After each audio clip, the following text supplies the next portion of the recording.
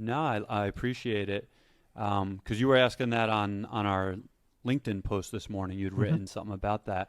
Yeah, I'm from a place in New Jersey called Middletown. So came from a blue collar family. And your comment made me really think about that. And do you feel like there's like a lack of that going on now with this next generation? Like for so long, I know myself, I kind of looked at the fact that I was raised in a hardworking family. I was selling scented candles in New York City when I was 7 years old, doing street fairs. I know you had you were saying you worked I've had a hard few. where you were Yeah, from. yeah, yeah. Do you feel like that's like becoming a problem for this next generation? Is that they're not um, in those same kind of environments that you and I were raised in? I don't know if they have the same guiding spirits or people that actually give them good advice. Mm-hmm. Because now, if you go onto Instagram, it's all get rich quick and Rolexes and Lamborghinis and Dubai and stuff like that, which is cool and it's nice. But nobody ever shows, nobody ever talks about the hustle and actually the hard work, coming in on weekends, spending the late nights, all of the sacrifices nobody ever sees, and nobody ever talks about.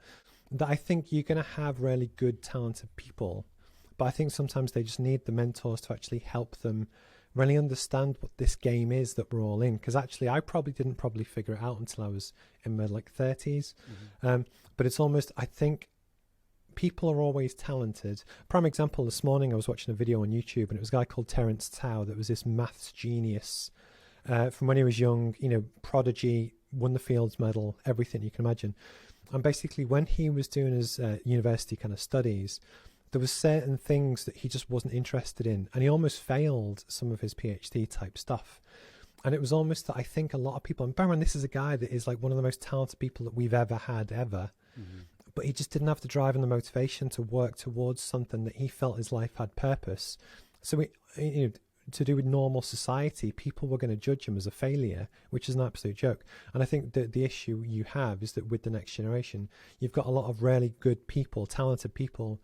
But when they focus too much on social media to worry about why don't I have the Lamborghini, why don't I make $100,000 a month or whatever, Mm-hmm. they worry that they're a failure and they give up because they don't have the role models. Like my mum used to work 2, 3, 4 jobs, and even she'd work on Christmas Day, and it was that kind of hustle that she did to put 2 boys through university that actually I still have now. So I really cherish coming in and working on weekends and working really damn hard on what I'm doing, because I'm trying to almost pay it forward and give it back.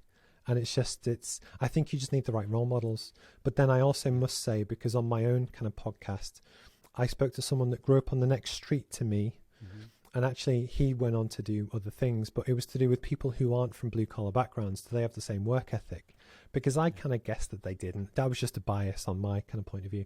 But he was like, no. And I think it just depends on whatever works for you and what the people that you're around.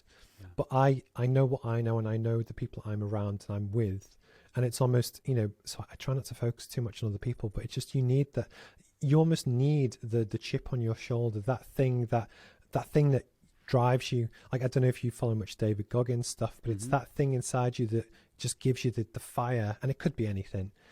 That is what kind of drives me to do what I'm trying to do. And I think when people find that and they figure out how to almost hack the game to, be successful, whatever success is for different people, I think you just need more people to give people a roadmap or a guidance to do that, but also kind of being honest. I know, as you are as well, about a lot of the stuff that people actually go through, not just this get rich quick, Logan Paul, 50 million followers overnight kind of thing. I don't think it's important to show people how much hard work actually kind of goes into it.